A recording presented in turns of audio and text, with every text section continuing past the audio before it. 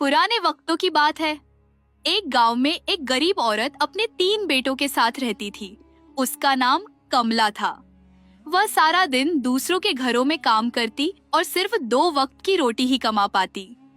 अब वह काफी कमजोर हो गई थी, इसीलिए ज्यादा काम नहीं कर सकती थी।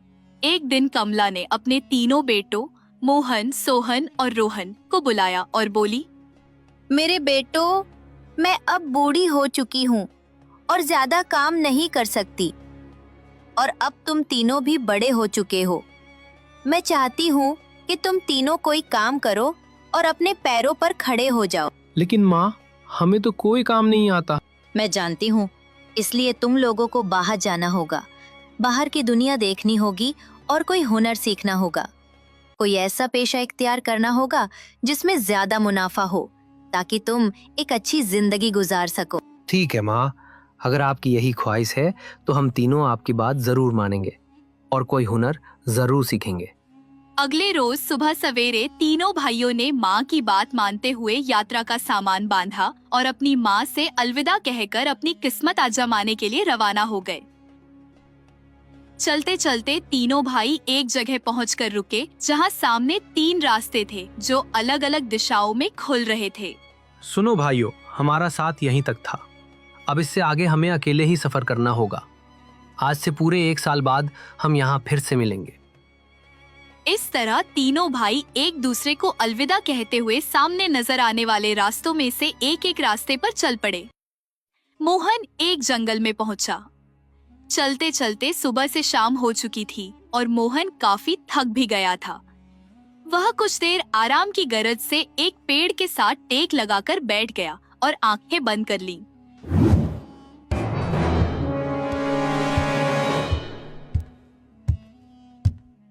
सुनो लड़के, कौन हो तुम और यहाँ इस जंगल में क्या कर रहे हो? मेरा नाम मोहन है और मैं कोई हुनर सीखना चाहता हूँ। अगर ऐसी बात है तो तुम मेरे साथ चलो।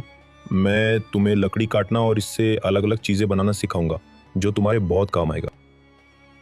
उस लकड़हारे ने मोहन को एक प्रस्ताव दिया, जिसे मोहन ने तुरंत स्वीकार कर लिया और लकड़हारे के साथ चला गया और उसके साथ रहने लगा।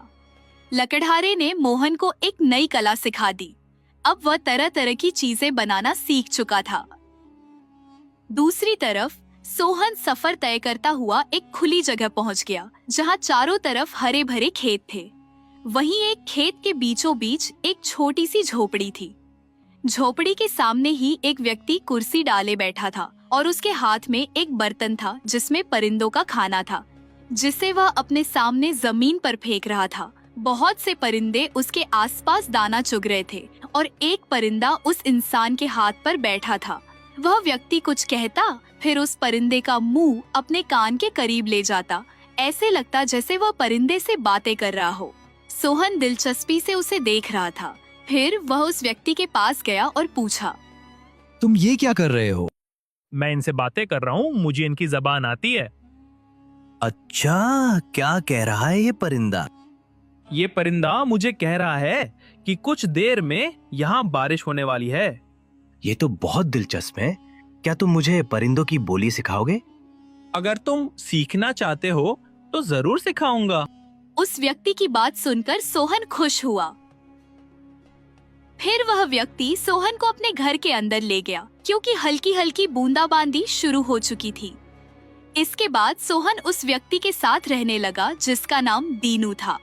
दीनू ने सोहन को परिंदों की भाषा समझने और बोलने की कला सिखा दी और 1 साल के अरसे में सोहन इसमें माहिर हो चुका था। सोहन, तुम सीख चुके हो। अब अगर तुम यहाँ से जाना चाहो तो जा सकते हो। हाँ उस्ताद, एक पूरा साल गुजर चुका है, अब मुझे यहाँ से जाना हो। और फिर सोहन दीनू से अनुमति लेकर विदा हुआ। इस दौरान तीसरा भाई रोहन एक शिकारी से मिला था, जिसने रोहन को तीरंदाजी का हुनर सिखाया। शिकारी रोज रोहन को अपने साथ शिकार पर ले जाता और जानवरों और परिंदों का निशाना लगाना सिखाता। इस तरह अब रोहन आसानी से किसी भी भागते हिरन और उड़ते परिंदे का निशाना लगा सकता था। रोहन, तुमने बहुत अच्छा सीखा है। तुम कोई भी निशाना अच्छी तरह लगा सकते हो। तुम्हारा निशाना पक्का हो चुका है। तुमने इस हुनर का हर पहलू सीख लिया है। दुआ है कि तुम बहुत कामयाब हो। आपका बहुत शुक्रिया, आपने मेरी मदद की। ये सब आपकी ही बदौलत हुआ है कि मैं ये हुनर सीख पाया हूँ। लेकिन अब मैं अपने घर वापस जाना चाहता हूँ। हाँ, क्यों नहीं, तुम जा सकते हो और तीर कमान भी अपने साथ ले जाओ। शिकारी ने रोहन को अनुमति दी और अपनी तीर कमान रोहन को उपहार में दे दी। रोहन ने शिकारी का धन्यवाद किया। इस पूरी कहानी को देखने के लिए हमारे YouTube चैनल जीरो टून्स पर जरूर पधारें और चैनल को सब्सक्राइब करना न भूलें ताकि हर नई वीडियो सबसे पहले आपके पास पहुंचे।